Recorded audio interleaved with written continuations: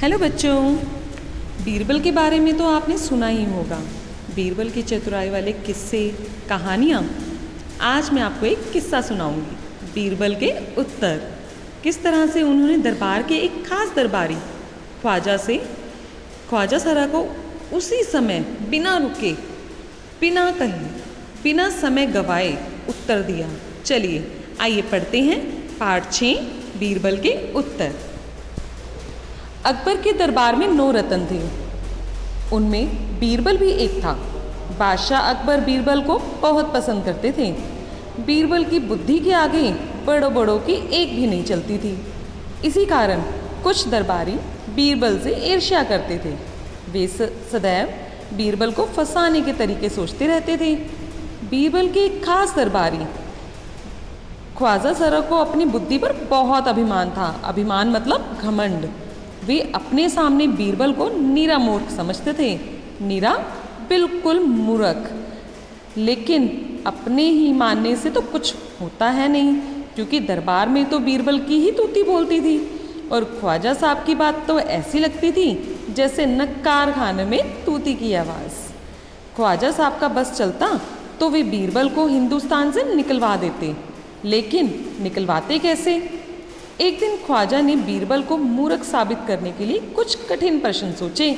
उन्हें विश्वास था कि इन प्रश्नों को सुनकर बीरबल के छक्के छूट जाएंगे। छक्के छूटना मतलब होश उड़ जाना, और लाख कोशिश करके भी वह संतोषजनक उत्तर नहीं दे पाएगा।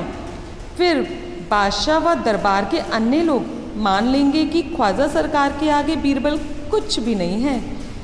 ख्वाजा साहब बन ठन कर मन ही मन हर्षित होते हुए अकबर के दरबार में पहुँचे और सिर झुकाकर बोले, जहाँ पना बीरबल स्वयं को बड़ा बुद्धिमान समझता है, आप भी उसकी लंबी चौड़ी बातों के धोखे में आ जाती हैं। नेक्स्ट, मैं चाहता हूँ कि वह मेरे 3 प्रश्नों के उत्तर दे। मेरे इन प्रश्नों से उस नकली अक्ल बहादुर की कलाई खुल जाएगी।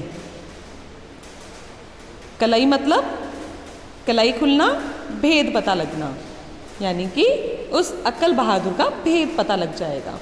ख्वाजा के अनुरोध करने पर अकबर ने बीरबल को बुलाया। उससे कहा, बीरबल, तुम परम ज्ञानी, ख्वाजा साहब तुमसे 3 प्रश्न पूछना चाहते हैं, क्या तुम उनके उत्तर दोगे? बीरबल बोले, जहाँ पना जरूर दूंगा, खुशी से पूछें। ख्वाजा ने बीरबल से पहला प्रश्न किया, संसार का केंद्र बिंदु कहाँ है? केंद्र मतलब मध्य बिंदु। बीरबल ने तुरंत जमीन पर अपनी छड़ी टिकाकर उत्तर दिया, यही स्थान चारों ओर से दुनिया के बीचों बीच पड़ता है। यदि ख्वाजा साहब को विश्वास न हो तो वे फीते से पूरी धरती को नाप कर देख लें। फीता क्या होता है? इंची टेप, जो आपके घर में कपड़े मम्मा नाप लेते हैं ना, इंची टेप।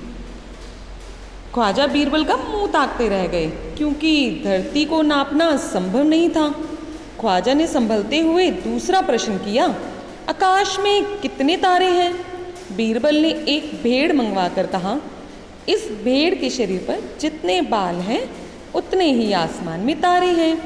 यदि ख्वाजा साहब को इसमें भी संदेह हो, शक हो, तो वे बालों और तारों को गिनकर संख्या की तुलना करवा लें।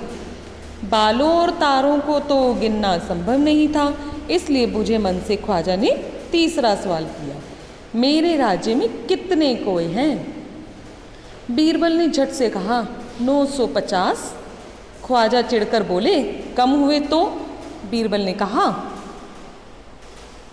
कहा, यदि कम हुए तो समझ लेना कि हमारे राज्य के कुछ कोए पड़ोसी राज्य के भोज में गए हुए हैं। अकबर ने बीच में चुटकी लेते हुए कहा, बीच में चुटकी लेते हुए मतलब मजाकिया तौर पे, यदि अधिक हुए तो?